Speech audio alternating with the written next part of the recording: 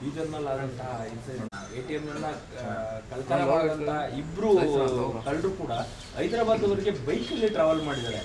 ಅಲ್ಲಿವರೆಗೂ ಕೂಡ ಪೊಲೀಸರು ಹಿಡಿಯಕ್ಕಾಗಿಲ್ಲ. ಲ್ಯಾಂಡ್ ಆರ್ಡರ್ ಏನಾಗ್ತಾ ಇದೆ, ಶೂಟೌಟ್ಗಳಾಗ್ತಾ ಇದೆ.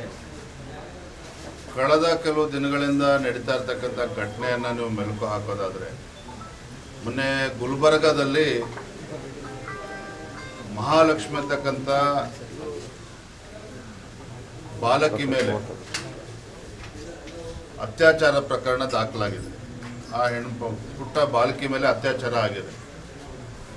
ಚಾಮರಾಜಪೇಟೆನಲ್ಲಿ ಹಸುಗಳ ಕೆಚ್ಚಲನ್ನು ಕಡ್ದಾಕಿರ್ತಕ್ಕಂಥದ್ದು. ಯಾವ ಪುಣ್ಯ ಭೂಮಿ ಮೇಲೆ ಹಸು ಗೋಮಾತೆ ಅಂತ ನಾವು ಪೂಜೆ ಮಾಡ್ತೀವೋ, ಗೋಮಾತೆ ಜೊತೆ ಯಾವ ರೀತಿ ನಡೆದುಕೊಂಡಿದ್ದಾರೆ ದುಷ್ಟರು ಅನ್ನೋದನ್ನು ನೀವು ನೋಡ್ತಾ ಇದ್ದೀವಿ. ಮತ್ತೊಂದು ಕಡೆ ಮೊನ್ನೆ ಬೀದರ್ನಲ್ಲಿ ನಡೆದಿರ್ತಕ್ಕಂಥ ಘಟನೆ ಪದೇ ಪದೇ ಪದೇ ಪದೇ ದೇಶದಲ್ಲಿ ಯಾವುದೇ ರಾಜ್ಯದಲ್ಲಿ ಈ ರೀತಿ ಘಟನಾವಳಿಗಳು ನಡೀತಾ ಇಲ್ಲ. ಕರ್ನಾಟಕದಲ್ಲಿ ಮಾತ್ರ ಈ ರೀತಿ ನಡೀತಾ ಇದೆ ಅಂತ ಹೇಳಿದ್ರೆ, ಈ ದೇಶದ್ರೋಹಿಗಳು ಏನಿದ್ದಾರೆ, ಕೆಲವರು ಅಲ್ಪಸಂಖ್ಯಾತರು ದೇಶದ್ರೋಹಿಗಳು ಏನಿದ್ದಾರೆ, ಇವ್ರನ್ನ ಮಟ್ಟ ಆಗ್ತಕ್ಕಂಥ ಕೆಲಸ ರಾಜ್ಯ ಸರ್ಕಾರ ಮಾಡ್ತಾ ಇಲ್ಲ. ಹಾಗಾಗಿ ಯಾರು ಏನು ಬೇಕಾದರೂ ಮಾಡ್ಬೋದು.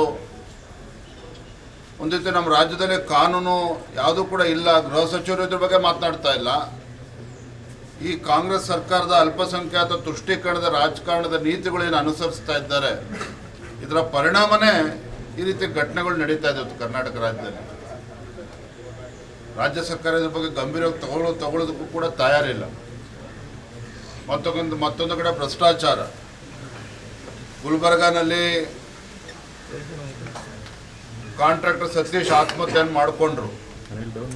ತದನಂತರದಲ್ಲಿ ಪೊಲೀಸ್ ಯಾವ ರೀತಿ ಗುಂಡಾಗರ್ದಿ ಮಾಡಿದ್ರು, ಕಂಪ್ಲೇಂಟನ್ನು ಕೊಡೋಕ್ಕೋದ ಸತೀಶ್ನ ಸಹೋದರಿಯರ ಜೊತೆಲಿ ಯಾವ ರೀತಿ ನಡೆದುಕೊಂಡಿದ್ದಾರೆ.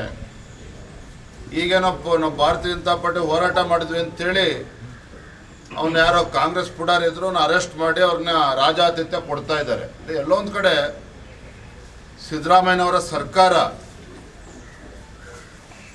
ಅಭಿವೃದ್ಧಿ ಬಗ್ಗೆ ಚಕಾರವನ್ನು ಕೂಡ ಎತ್ತಾ ಇಲ್ಲ. ಅಭಿವೃದ್ಧಿ ಬಗ್ಗೆ ಮಾತನಾಡ್ತಾ ಇಲ್ಲ ಸರ್ಕಾರ ಬಂದ ಮೇಲೆ.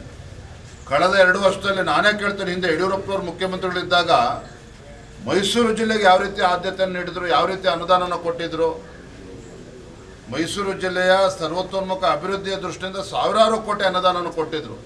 ಸಿದ್ದರಾಮಯ್ಯನವರು ಎಷ್ಟು ಕೋಟಿ ಕೊಟ್ಟಿದ್ದಾರೆ ಮೈಸೂರು ಜಿಲ್ಲೆ ಅಭಿವೃದ್ಧಿಗೆ? ಅಂದರೆ ಅಭಿವೃದ್ಧಿಯ ಬಗ್ಗೆ ಚಿಂತನೆಯನ್ನು ಕೂಡ ಮಾಡದೇ ಇರತಕ್ಕಂಥ ಈ ರಾಜ್ಯ ಸರ್ಕಾರ